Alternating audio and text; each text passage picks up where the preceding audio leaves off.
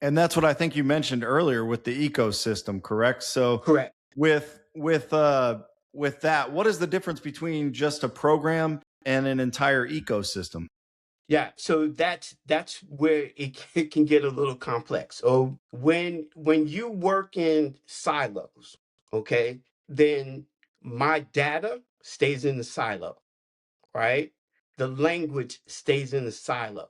So a student in the seventh grade can be in the Boy Scouts and hear certain things about what leadership is, what critical thinking is, but then go to another program at their school and they give a completely different definition, so it never sticks.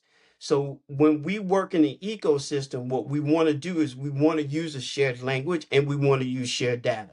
So I don't want to say, hey, if you do these things, then you'll be very attractive to manufacturing jobs. I can't say that until I get manufacturing jobs to tell me this is how we interview, this is who we're looking for, and this is what's important to us. And so we will bake that in there, and so we have common language and shared data. Okay. That makes a lot of sense. Mhm. And that's part of you working with the local companies, which is great. Correct.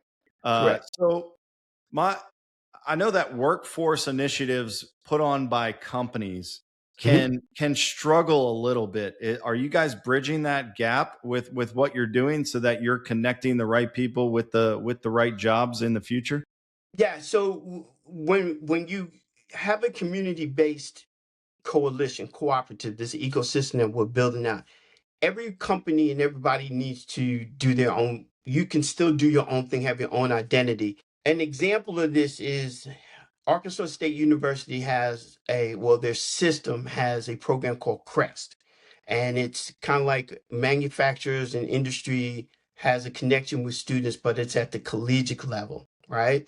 If I have students, middle school, high school, there's, can I get the CREST people with who represents ASU and also represents industry, can I get them to show up at our event, which and we have an event midway through the process called the Youth Empowerment Summit.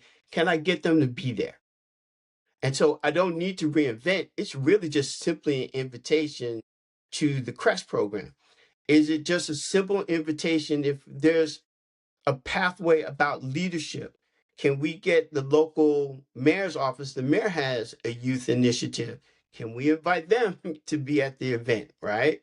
We created a youth entrepreneurship program, but ASU, the Delta Center for Economic Development, has a program called Thrown to the Wolves. So we're working with them to what is the next logical step for those students who perform well at a certain band level, they have interest in Thrown to the Wolves, but they have to know about it. So we work with everybody in their system to different where what fits well for them to step into the ecosystem. Where do they fit? I give you another example. So if this youth empowerment summit, on one half of it is, hey, I want employers to be there, right? But the other half is we need students to be there. So we're working with the East Initiative that's statewide, the Skills USA that's nationwide, to help us connect with students that are in various STEM programs. So we want to fill up the auditorium. There's different things that we're doing, but that will be that event brings employers and students to start forming relationships. Students will learn how to network. Students can make connections, and they'll be seventh, eighth, ninth graders. So again, I met a kid at 14 and an employer. I have a relationship with them. I'm tracking them because I'm part of JBA's dashboard. I can watch my 14-year-old, they're now 18 and they apply for a job. I've watched this kid grow. And so that's the beauty of when you bring everybody together.